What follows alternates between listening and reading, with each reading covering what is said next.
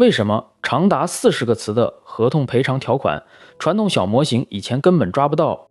固定宽度网格就像死卡在管道口的筛子，稍微长一点的复杂从句直接就被漏掉了。处理法律合同或者医疗病历时，这种硬上限卡的人没脾气。但这次 Faustino 推出的 Galliner 2.5 直接把这套旧桌子掀了。一路追踪下来，这是 Faustino 系列推出的第2盘核心模型产品。此前你看过它的路线演进，从最早主打零样本的 Galliner 到如今的 2.5 版本，它的迭代路径一直没离开过，怎么让小模型更抗打。过去做信息抽取，团队只能在便宜但死板的编码器和巨额烧钱的大模型之间2选1。用轻量模型吧，遇到长实体就抓瞎；上大模型吧，Per Token 的账单又让人心疼。这种两难的尴尬卡死了多少本地化落地的项目？两难的尴尬已经卡在那儿了，那 Galliner 2.5 到底动了哪里？它直接丢掉了传统的跨度枚举，改由边界预测扛起大旗。它站在 Deberta Besa 的肩膀上，把过去死卡实体长度的枚举网格彻底换成了边界预测。模型不再硬去穷举所有可能的组合，而是直接预测其指边界得分。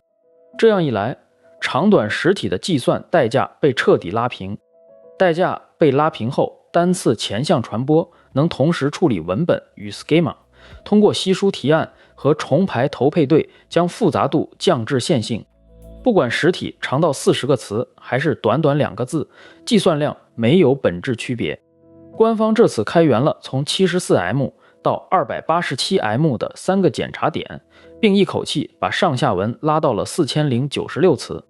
这3个检查点全部基于 Apache 2.0 协议开源，在 Hugging Face 上，参数量分别覆盖 74M、194M 和 287M。多语言宏观 F1 微涨至 56.17， 而 XNLI 零样本宏观 F1 更是一举暴涨 24.75 点。多语言检查点整体宏观 F1 达到了 56.17， 在 XNLI 零样本任务上更是暴涨了 24.75 点。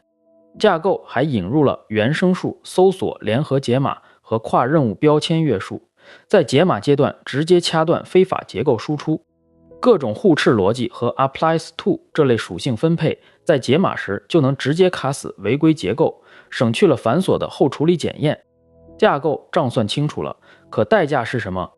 目前没有任何第三方推理服务商托管该检查点，企业只能选择本地自建部署。好在通过一条 pip 命令，它就能直接在本地的 CPU、CUDA 或 MPS 硬件上流畅跑起来。只要 Python 版本在 3.10 以上，本地跑起来的门槛并不算高。根据 GitHub 社区的真实测试，只要硬件吃得消，它处理超长文本几乎没有硬上限。当然，样本少的时候也别盲目乐观，具体还得看团队自己的硬件配置。